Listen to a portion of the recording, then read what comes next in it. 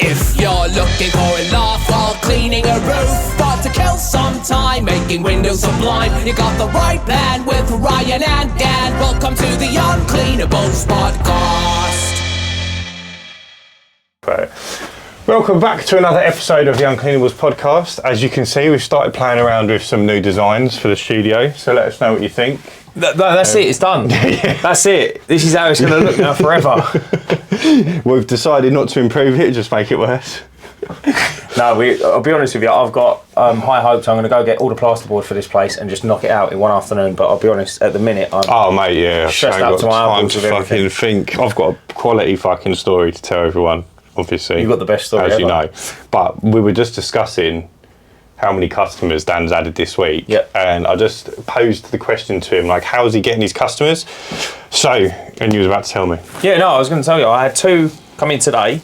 So, majority is still on checker trade.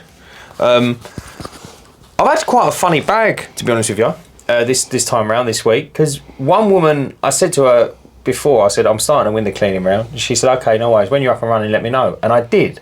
And she said, oh, we're not ready yet. I don't know why, but we're not ready yet. People do that. Yeah, it's like... You're not ready for, bro? Yeah, it's like the windows ain't being put in, like they're just there. So anyway, she said, oh, we're not ready yet. Anyway, she's clearly seen my advert running. And she said, oh, Dan, I can see you up and running with the windows. Can we get booked in? And I was like, right, perfect. So she's booked in. And then I had, funny enough, we canvassed. Me and my missus went out for an hour and we canvassed. And a few people took leaflets and said, we'll be in touch. Well, one of them actually rung today. Oh, okay. But this was like over a month ago. Was it that long ago? Yeah, it was long. It was a long time ago. And I was like, oh, okay then. And yeah, so I got her booked in and then another one on my Facebook. So yeah, just a couple coming in. But so how close are your jobs now? Are they getting a little bit closer together, or are they still dotted about a bit? Not really. I mean, they're all within... Yeah, I mean, Rayleigh, the 2 today, 1 today, obviously, canvassing was literally walking distance from my house. Yeah. Which is perfect. And then the other one was Rayleigh, which is not too far. But I mean, I only ever do local jobs anyway, so it's not as if... which is something really I need to consider with the Facebook ads, because I've been having a bit of a nightmare with them recently. What's been going on? No, it's not so much a nightmare, but like, they're working, okay, but I pulled one the other day because like, I tried to just zone in around Chelmsford, right? Chelmsford, I don't think as far down as Wickford. Mate, I was getting messages from Stamford-le-Hope. That's miles away. Isn't that where you live? No, Stamford-le-Hope's like Grays. Is it? Yeah. Oh, of course it is. Like Lakeside, and I'm thinking, how on earth is this happening? Do you know what I mean? And I'm like, all right, okay. And then I thought to myself, look, just pay the bill, chalk it up as a loss, just pay the bill and move on. And then I've run another one, and then I was flicking through it the other day, and there's music on it. I was like, bro, I didn't they automatically add that. Really? There's a switch. Really? And it is meant to increase engagement. It says like, you can increase engagement by 8.2% by turning music on 3 ads. And it's like, no. Like, I'm not a musical window cleaner. No. I'm doing dead silence with a straight face. Sometimes I look a bit grumpy. Don't talk to me. But yeah, no, that's where I was at really. How about you? What's been happening? Tell us the monster. So firstly, let's do the how many customers board before we get into this. Before we get into it, because this is going to spark some conversation. So we are still waiting on 2 people to give us their latest figures. What, Bees Knees? Yeah, and PCS. James Neville. But the board is looking, Michael, old Lynchmeister, he's out there canvassing every weekend. I think he's a canvas king, isn't he? He's doing, well, I mean, look at the numbers. So clean to the core, he commented this week and said he's added 11 since the start of April. Yeah. So he wasn't necessarily 0 first week, but I just don't have those figures. But we're all, other than Michael's absolutely, what the fuck is that? Michael's absolutely steaming, and he could be in competition with James and Bees Knees. Yeah, to be fair. If they've had a good second week. It's outrageous, isn't it, mate? We've started this board and we always come last. Now we do, yeah. We're doing right. So, I want to caveat though, for this month I've had my ads turned off. Yeah. Because I just haven't had time. Well, if I knew what I knew now, I wouldn't have turned them off. because I'd have had 4 extra days to fucking work. Oh, no, I know what you mean. We're all pretty much, even Stevens. We're not a million miles apart from each other, so good. Well, we're straight out the gate, aren't we? We're straight out the gate. Good couple of weeks, and we can see a couple of strong starts, but see we'll be some all right. boosting going on. But yeah, anyway, my story. So, I think I mentioned it on the podcast before, but I had a big commercial job. Some big team. Well, it's not commercial, it's residential, but it's for a property management company. So a big block of flats. I think there's about 150 flats. We're scraping all the moss off of the roofs. How high up is this, by the way? Most of it's 2-storey, a couple of bits that are 3-storey, but the roof's really steep. So we didn't need tower to go 3 stories because we didn't need to be at gutter line. It's just the roof's like that. Really? Yeah, so really steep roof. That must roll off incredibly. Yeah, and it's complete slate, like man-made slate. So, and we weren't borrowing it, just scraping the chunks of moss off. Relatively easy job, just a lot of it. All the soffits and fascias, obviously all the gutters, all the windows, all the render, all the window sills, which are reconstituted sandstone or whatever it is. So, this was about a year ago we quoted this job. Been back and forth. Book us in, brilliant. We booked 4 days in, so Friday, Monday, Friday. Yeah. 3 weeks, whatever it is, right? Cool. I'm pretty confident that with who's going, we'll get that done in the 4 days. So day 1, big day. Get there, get started at 8. We managed to knock out half of the big block of flats. Right, so there's a big block and then there's a small block. Half of the big block of flats, all the roof scraped with moss, all the gutters emptied. Halfway through the day, I needed a piss. So what do? Jump in the back of the van, piss in a bucket, get out of the van, throw the bucket down the drain. Yeah. All right, granted, it didn't go directly down the drain, went on the floor a little bit before the drain, but I didn't think it was a big deal. I don't think anyone thought it was a big deal. Anyway, this woman's come storming out of her flat. That's disgusting! You're disgusting! Rambled you. Wash that away! So I got a bit flustered. I was like, oh yeah, no worries. Did you start wash crying? it away. No, I didn't. I'll just do that like... I do that away from when I get everyone. home, yeah, in the shower and that. A bit flustered, so I'm like, yeah, sorry. Washed it down. All right. Then I carry on with work, and I hear her having a go at Jason. And I come around the corner, and Jason's washing it down. I was like, mate, it's down. He's already done it, yeah. Down the drain, mate, and I've already washed it. Yeah. And he was like, I'm just trying to keep the peace. Fair enough. Anyway, crack on with the rest of the day. Then the guy who booked us, who's dealing with the whole contract for, there's more works going on, but he's come. Jason's just mentioned it to him because he's like, I'm a bit unsure. I don't want to. I don't want it to be a problem later on. I'm going to terrify anyway. He went and spoke to her, calmed her down, like said, I'll have a word with him. He got caught short, whatever. Like, not a big deal, but whatever. So somehow she's complained to someone, like, and I don't know who she is, but whoever she's complained to is like at the top of the top. Mate, this is a monstrosity. Right. Bearing in mind, she's already told you off and told you to wash it down. Yeah, already embarrassed me publicly. You know what I mean? But then Jay's already washed it down as well. Yeah. And then she still complained. They've not even called us up to get our side of the story in case that she was over-exaggerating. They've just gone, we don't want curbside on the job anymore. We don't want Ryan on the job. We don't want his van on the job. Find someone else, basically. So I've spoken to the guy and I was like, mate, I've paid money to sort this job out. Like I've employed people and I've bought a second van and all this good stuff. I was like, if you're going to kick me off it, I'm going to pursue the legal route to get money out of you. Yeah. Like there's no two ways about it. I can't lose this job. Yeah. And he's I said, look, speak to him. Just say if me and my van don't turn up, there'll be no more questions asked. Anyway, they basically agreed to that. So Elliot's had to go on his own in the new van, which is unbranded at the moment. Yeah. What a godsend that is. Yeah, like so lucky that that's happened. And I'm still losing a big chunk of the job because I've had to get another company in to do the render and the seals, because that was the stuff that's mounted in my van. So we've lost that portion of the income.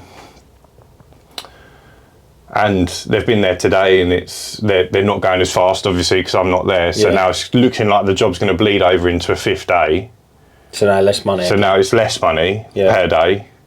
And it's just like... Strange, one thing after another. Yeah, no, I hear you. But yeah, basically, I've got kicked off a job and I lost out on about 2,200 quid. Mate, it's... all for having a piss in the back of my own van. How did you know it was piss?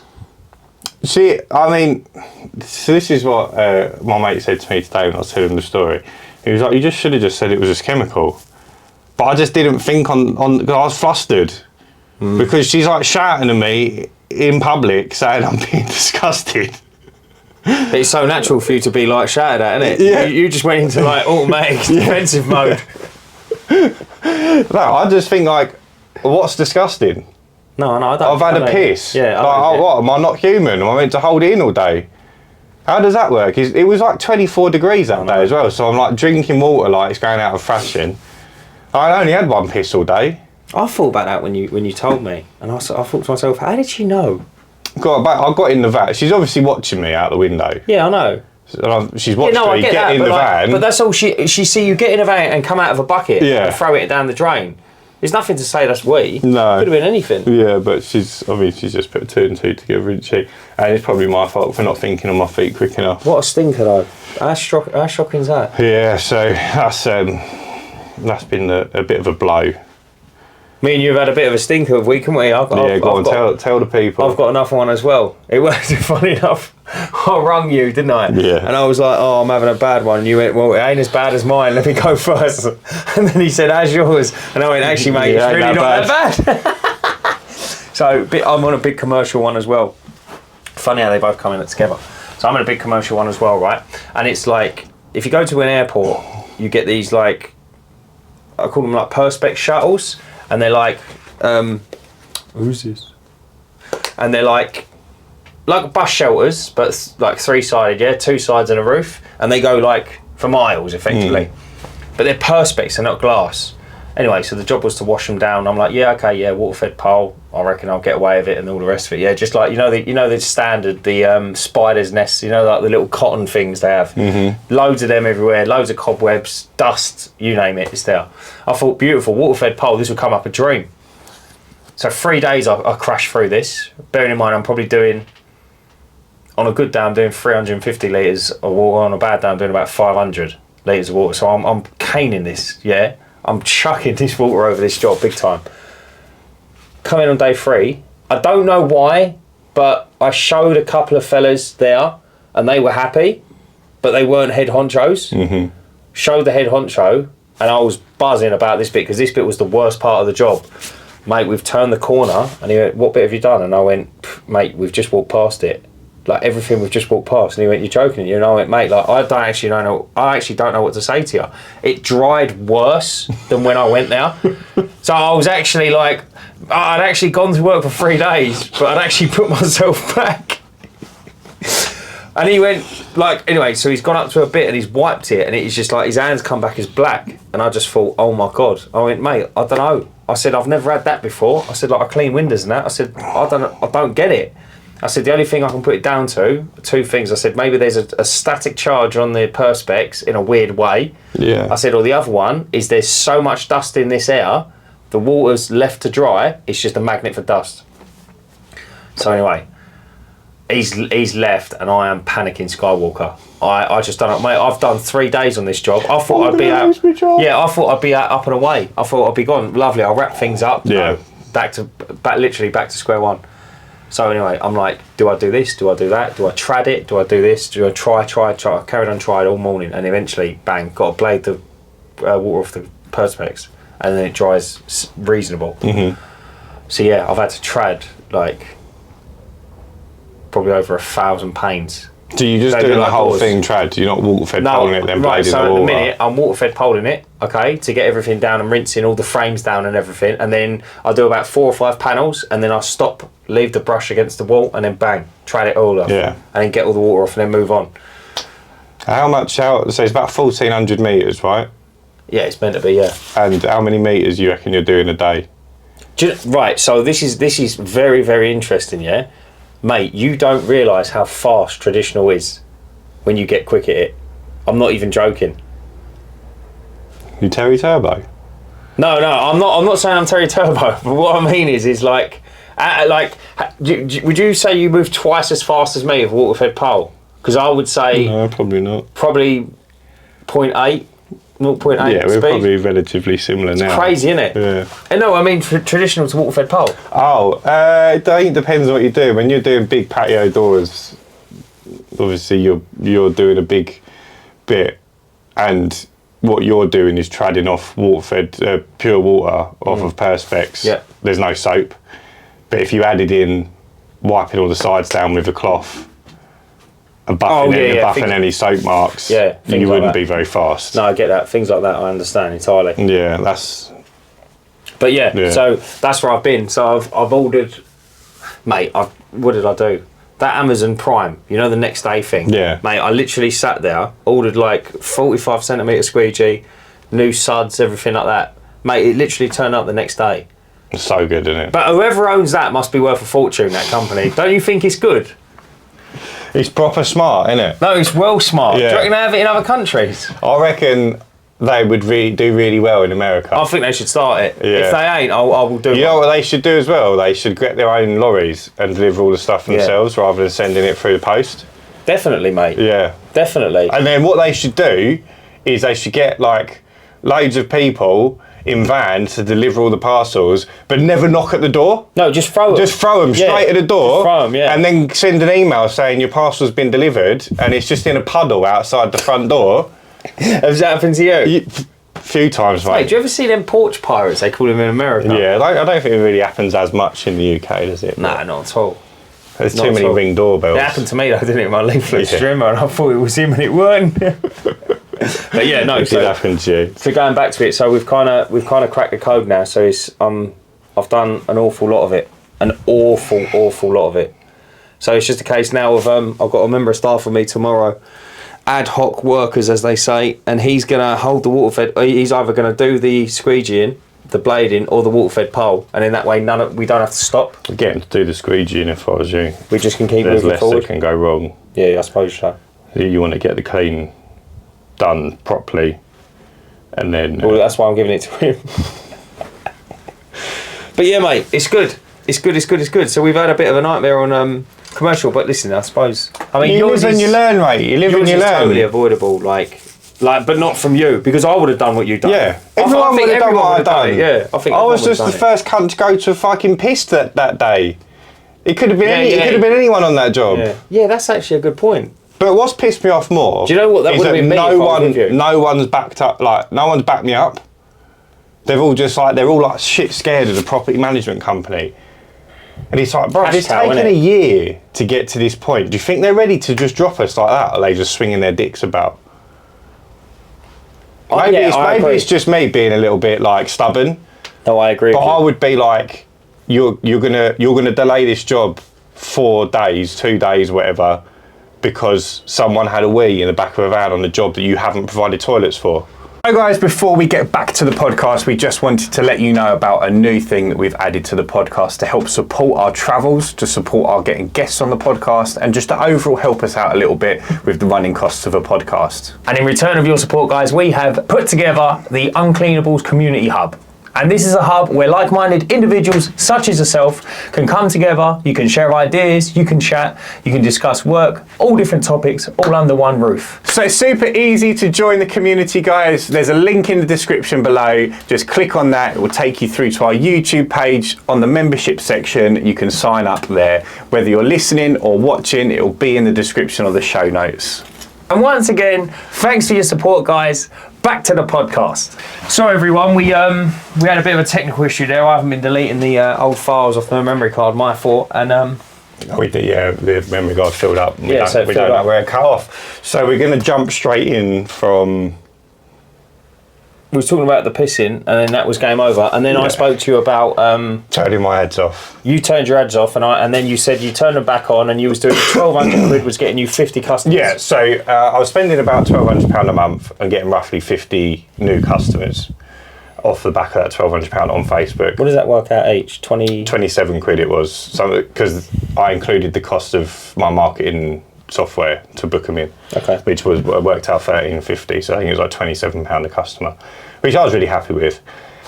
But then I went through a couple of weeks where I wasn't getting great leads, like I wasn't getting as many leads, and I just put it down to like Facebook had just got a bit saturated. And at that point, I got to, all of a sudden I had like tons of roofs booking, I had that big commercial job booking, and they were taking up full days worth of work. So those days that I was booking the roofs in for, I then had to move the window cleans that were due on that day onto another day. So some of the days in the week, I might be doing 3 towns worth of window cleans. But why was you moving jobs? Why didn't you? Because you already supposedly you already had them booked in. Yeah. Why don't you just put the roof into a day that was adequate? So I don't have any days where I'm not doing anything really now. Well, okay. Because I've got a mixture of 4 weekly, 8 weekly. So I've still got some customers that are like 6 or 12 weekly from when I just used to let people do whatever the hell they wanted to do. Mate, that's wild, isn't it? Yeah. Mate, 6, 12, 8, 4. Yeah, but then what I do at the start of the week is I just look at the week's work and I just Cry. I pull in, so I'll go, right, there's 4 jobs in Rayleigh on Monday, 12 jobs on Tuesday and 3 jobs on Thursday. We'll just move them all onto the Tuesday. So I'm just doing Rayleigh on Tuesday. Then that frees up the other 2 days for whatever else. But what happened was I was doing that, but then I was having more roofs booking. So then it would be like I'd have a day where I've got like 4 jobs in Benfleet on one day and 17 jobs in Rayleigh on the Wednesday. It's like, well, I'll book the roof in for the Thursday and just do the 4 jobs on top of the 17, yeah. And just work a little bit later, which is fine. But I'd done that to the maximum.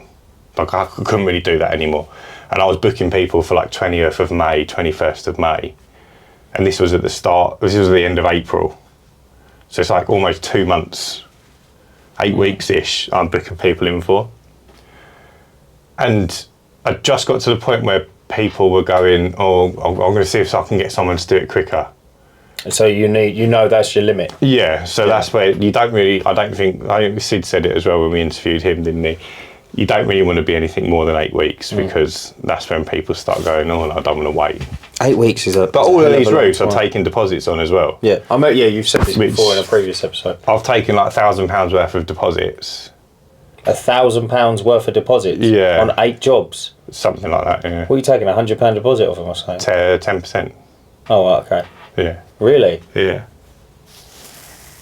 Mate, it almost doesn't seem worth it, does it? What? 10%? Yeah, but it's, all it is just a commitment. No, I'm not saying that. I mean the value of the jobs. Like, I've said this to you before, after I've done a couple, and I'm like, I hate them. Yeah, but some of them are like 80 quid, the deposit. There's an £800 roof clean, but one of them is £2,000, so, so how much that's is that? 200 quid, yeah. Is that 10%? Yeah. But it's like, they're not all the, you count the money at the end of the month. I don't need the deposit. I know what you're saying. It's a financial commitment. I'm booking someone in for 8 weeks from now. That gives them 8 weeks to then just have a little shop around and find out, matey down the road would do it half that price. Well, let me just cancel with him for a second. I've got no skin in the game. Yeah. Whereas at least now, if they cancel, I'll be like, well, that's fine. No, mate, I totally agree. You lose your deposit. Yeah, no, I totally agree. Because I've secured you that date. So yeah, I was struggling to even fit like one additional person in to these days for a window clean. Like I would have done it if it came in naturally, but it seemed I was never going to be able to fit 50 new first cleans in. So I was like, right, I'll get Elliot in the van doing the maintenance work. Then I can spend my time doing the roofs, the pressure washing, the gutters, the surface and fascias, first cleans. Because there's not going to be I'm not going to be rushed off my feet doing that. So is he going to be taking over all of your windows effectively? Yeah, pretty much. So mate, you're going to go from 100 to 0. Well, no, because I'm going to start spending the money on the marketing again. No, yeah, but what I mean is like for 2 weeks until it properly picks up and kicks in. It should be pretty instant. Do you reckon? Yeah. That's cool though. I had a nice little book in today. So like if you think, say 50 first cleans a month, say you can do... Mate, 50 first cleans a month? Yeah. You reckon you can hit that? That's what I've been doing. 50? Yeah, 50 new customers. Mate. Oh, as in new? Yeah. Not as in I've got a window cleaner, can you, and like, I'm swapping over? No, these are like grimy, horrible windows, 50. Oh, shocker. You get the occasional one that's not that bad, but yeah, 50 new ones. Mate, that's outrageous. So then, like, say you can do on your own maybe 10 in a day at a push if they're close enough together. But I might be doing, 2 in Billericay, 2 in Benfleet, and 2 in Rayleigh. Well, there's 2 hours worth of driving between, like, from home to the job to Benfleet to Billericay back home. It's going to be roughly 2 hours of driving. It's awful. So you might get six cleans in a day. So that's like 10 days worth of work just on first cleans, roughly. Then you've got all the normal pressure washing that comes in that I will do. So I think I'm not going to be like double busy, but yeah, I'm going to be working, And when I'm not working, I'm ultimately going to be either trying to drum up more work, cold calling, canvassing, leafleting, whatever I can get my hands on. What's your next approach? I know you said you priced up a few thousand leaflets. So I've got some leaflets sitting around that I need delivered, so I'm probably just going to get them out with Royal Mail just to some of the smaller towns, because I've got like Canooden, for example. I know everyone's taking the piss talking about Canooden all the time. But who's taking the piss? We had that conversation about Canooden. Yeah, I know, yeah. I've had 12, 13 messages about Canooden. Really? Yeah. Well, people saying good things. Do you remember at the expo, we had like 3 people come up to us and go, "What's that town?" Oh, yeah. Oh, that one? Yeah. Oh, yeah. So, Canooden's about 4,000 homes, so it's relatively small. It's about 300 or 400 quid to have the leaflets delivered. And I've got them sitting there, so I'm just going to knock them out to like Canooden. I'll find somewhere else that's about the same. Yeah. I've got, over 4,500 A3 leaflets, and see what happens. Yeah, totally, mate. If I can knock out 8,000 and get 8 new customers, then I know, roughly. Mate, the conversions. What's going on? I didn't realise it was 1 per person. Because I completely. We talk to a lot of people, and there's a thing about being omnipresent, right? So you want people to see your branded van, see you on Facebook, get your leaflet through the door, come home and see you in bed with their wife. Yeah, do the whole shit. Whatever it is, you just want to be in front of them all the time, right? But that costs a lot of money. And when you haven't got a lot of money to spend, you've got to decide where your money goes. Well, I know customer on Facebook is about 27 quid, but customer via a leaflet is closer to £100. Well, I know where I want to put my money. Yeah. And even if you consider yourself at £60 an hour, if that's what you're earning window cleaning, £60, £70 an hour, and then you do an hour of canvassing, well, the statistics on canvassing are roughly 2 an hour. That's still 30 quid a customer conversion rate. Yes, you physically haven't got to spend that money, but you've got to spend the time. So I think 27 quid's really good. And at least then if one of them drops off, it's not so big of a hit. So say you deliver 10,000 leaflets for 1,200 quid or whatever it is, and you get 10 customers, call it £1,000. So it's £100 a customer, but then if 2 of them drop off after the first clean, you've spent 1,200 quid on 8 new customers. Really? I know you've been paid for that first clean, but it then becomes, I don't know what the maths is, but it jumps up by 20%, right? Yeah, totally. So the cost of that customer shoots through the roof. Whereas, if I get 10 new customers on Facebook and 2 of them drop off, which I'll be honest with you, I'm not finding they're dropping off. You have no drop-offs? I've had a few, but out of like 100 customers, I might have had 4, 5. Yeah. Like nowhere near what people were sort of saying. Facebook customers are rubbish. They, you know, they just want you for what they want you for.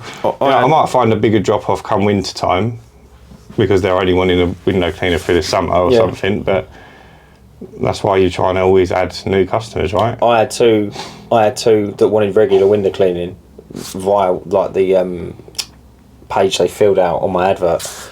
And my advert didn't really do it. Done well, but it didn't do what I wanted it to. It got me business, but it didn't get me regular window cleaning. It got me one woman, and then these 2 other people.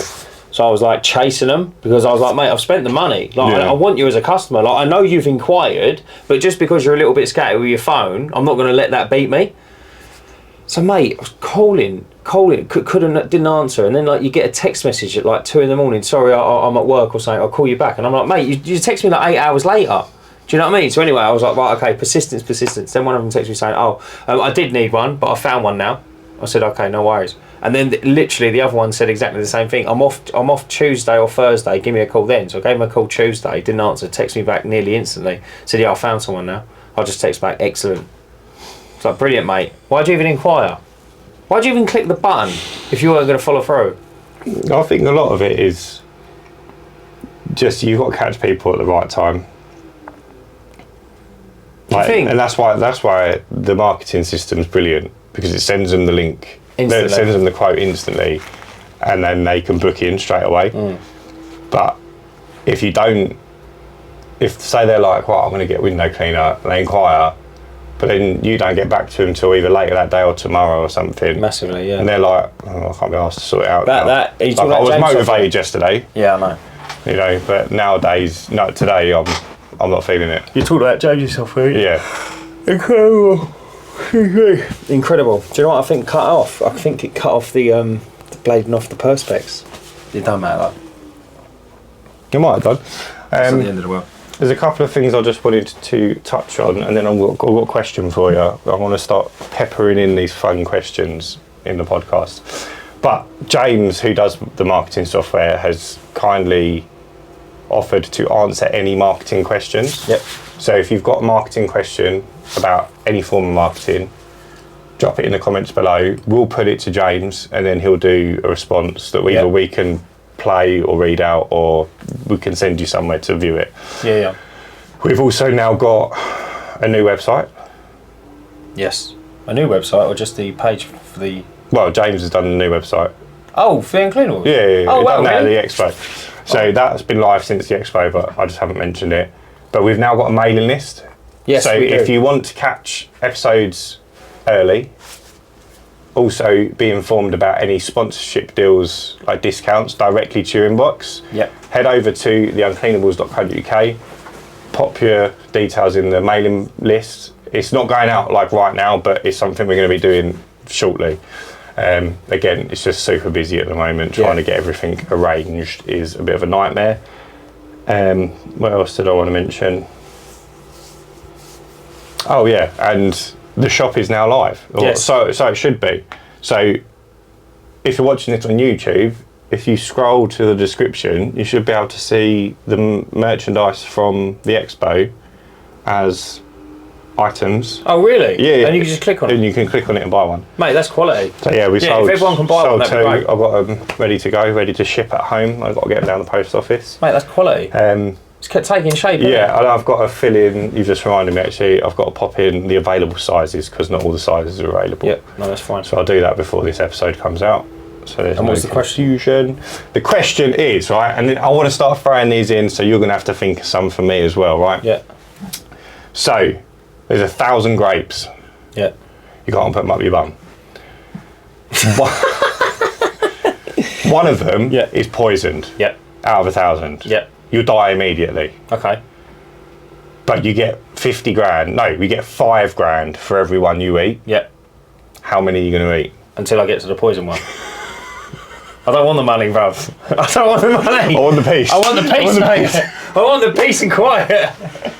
Mate, I would eat the last one, even if the money was... If the last one left was the poisonous one, I'd eat it. Oh my goodness, Bracknell. Oh, is that his mum, bruv? No, I know that is. It's fine. Calling me a fucking R5. Mate, good shout. So there's how many? 1,000? There's 1,000 grapes. One of them is poisoned. See, it's funny, isn't it? Because if you were 20, yeah, you've got 100 grand, right? And everyone would be like, yeah, he earned 100 grand doing it, right?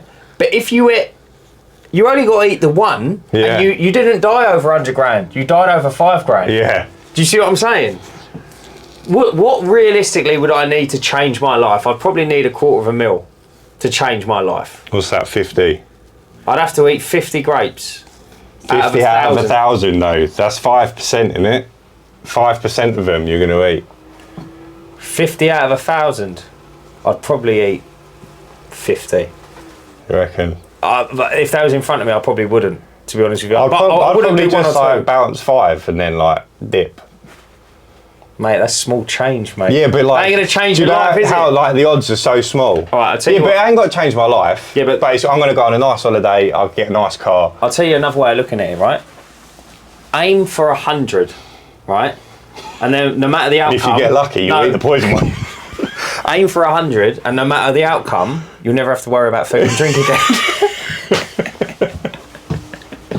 This is the thing, isn't it? That's quality one. You're either going to be rich or happy. Do you want to hear something You're funny? not going to be both. Do you want to hear something funny that I learned yesterday? I was reading a new book yesterday, right? And it's a World War I. I love the wars, right? So I was reading this book wrote by a woman called Lynn MacDonald, right? And it blew my mind. The way this book is written is like no other World War I book I've ever read. Sun was out, so I took her beach towel down to like the little grass area outside the front. Like the block on the main road. yeah. I was watching the lorries go by. I was in the middle of a roundabout, and no, so I just laid on the grass and that, and I was like having a glass of wine, reading a book as you do. Anyway, there's a story in it, right? So World War I. That's like a romance novel, bro. It does, doesn't it? Yeah. And then like the caretaker come over and we kissed. No, that was my uncle.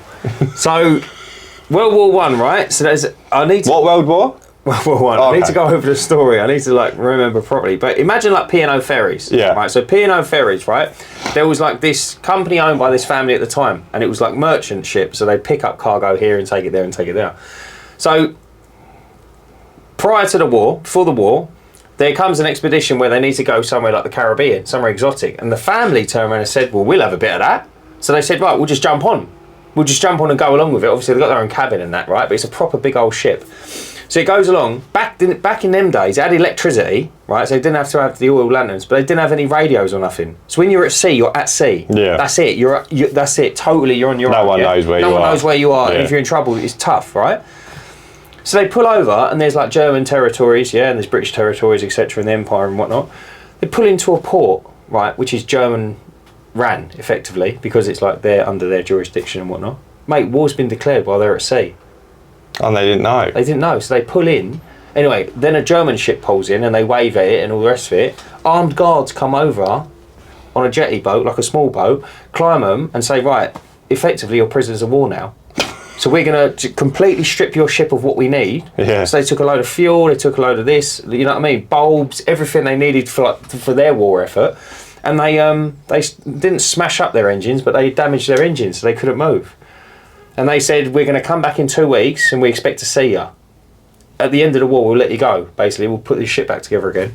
British being British, fixes themselves and fucks off. But like, unbelievable story, isn't it? Yeah, like, that's mental. That's like me and you now getting on a flight. It's like us coming out of this podcast. Yeah, and just like Godzilla's like trampling Rayleigh. Mate, how did you get there? I was going like, to say we get on a flight to Argentina. We've not been in the podcast long enough for World War III to kick off, have we? Well, I don't know. But Godzilla coming out of the channel, that could happen. Who do you reckon's going to throw the first fight? Throw the first punch? You've got Israel and Gaza, right? But then you've got Russia and Ukraine. Realistically, they're both at boiling points, aren't they? Something's got to give. What do you reckon it's going to come from? I just think it's a load of bullshit. Why? Like, they ain't really at war, are they? No, not well. It's it's very one-sided on both accounts. Yeah, I think, isn't it's it? like, let's have a ceasefire. No, okay, I don't want to have a war no more. Okay, let's have a ceasefire. No, Yeah, I know what you mean. Like, as soon as one person says, let's have a ceasefire, the other side says no. And it's like, it ain't going to change, is it? Like, how do you even quantify winning a war? Because it ain't ever who's killed the most people. Yeah, I always thought it's when the leaders come to an agreement. But that doesn't fix anything. Millions are still dead, I guess. And it's like, what? And then you just go home like nothing happened. Do you know what I think? There's no like they fix the war and then it's like, oh, the Russians will go and help rebuild Ukraine because now we've made up. Like, let's help each other rebuild. It doesn't make any sense. It's like, I'm going to go my place, you go your place, and we'll call it a day, mate.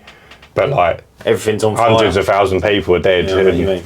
So like, no one wins. Do you know what I think they should do in war? I think there should be much more clarity.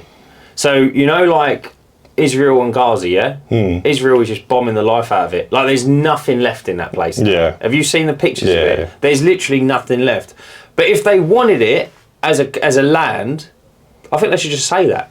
Yeah. And then it would just make everyone's mind a lot easier. Because everyone's got these like, oh no, they're doing it for this reason and that reason. And I know there's a lot in it. You should have to put like an application in. No, but it should just be like the Benjamin dude should just come on there and be like, look, I'm still bombing it and I'm ignoring all these ceasefires because I want the land. Yeah. And it would just, everyone would be like, right, well of course then, that makes sense. Yeah. But everyone's guessing at the minute. And it's like, yeah, nobody but then I knows. think, like, it's like, do you give him the land because he's bombing you?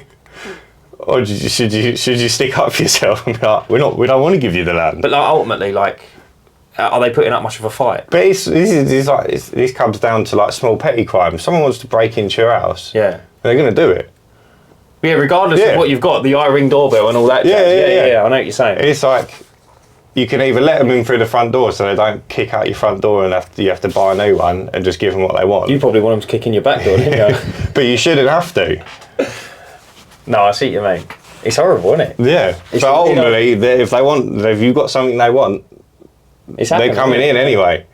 And there's nothing you can do to stop them. Mate, he's rough. It's rough. It's like whoever's got the biggest gun at the end of the day, isn't it? Yeah, totally. But really, like, war should just be a lot more business-like. Like, it should just be like, right, yeah, I've got something you want, or you've got something I want. Like, I want to challenge you to, I don't know, like 100 versus 100 armed combat in a ring or something. Whoever's left at the end is the winner. That'd be a lot easier. And then it'd be like, right, now we can train our 100 army. Oh, so it's like a UFC turnout. Yeah, because it's like USA's biggest country population or whatever. Who? The USA has got the biggest army or whatever. Right. Well, you know, if they go to war with someone, chances are they're going to win. They're going to win. Yeah, totally. Yeah, I know what you mean. Whereas realistically, it'd be like, well, if they want something, they can just have it. Oh, I see what you mean. But it shouldn't be like that. Yeah, no, it's not. Yeah, I know what you mean. So if they want something, it has to be like what they did in like I'm back into it there. Like, when you send like your biggest gladiator to fight the other biggest gladiator. Yeah. And then, you want to be Wolf or Saracen? No, you'd be mine. What, biggest gladiator? No, yeah. You'd be mine. You got Mong strength, didn't you? I was going to say the same about you. We was in a night earlier and I was just like, mate, we just keep getting buffed. Like, these updates are coming and we just keep getting stronger. Oh, dearie me. Yeah, there's got to be an easier way, isn't there? I think so. I ain't got to be that complicated. I just find it crazy. I just think, like, another thing I was watching, mate, it's unbelievable. War, like the tactics of war is unbelievable.